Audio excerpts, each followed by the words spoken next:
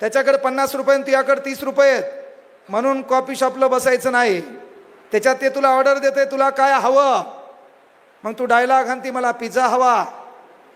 तुझ्याकडे काट्याचा चमचा येतो, तू बारीकसा घास घेती. तुझ्याकडे पिंक कलरचा एवढूसा रुमाल आहे, त्यानं होठं पुसती.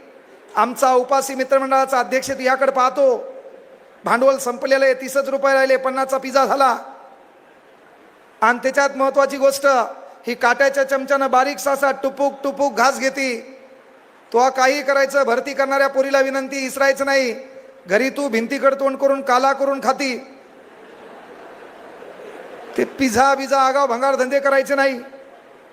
आणि त्याच्यात आमची ताई आमच्या भाऊजीला विचारती, भाऊजीच ना तू, कॉफी शॉपला बसल्यावर काय तो ताई विचारती, मग तुला काय हवं, भांडवल संपलं, 30 रुपये राहिले. मग आमचा डुकर तोंड्या डायलॉग आणतो, मला कोल्ड कॉफी हवी. Cold coffee? अरे गावाकडे घरी परातीनं काळा चहा पिणारा तू,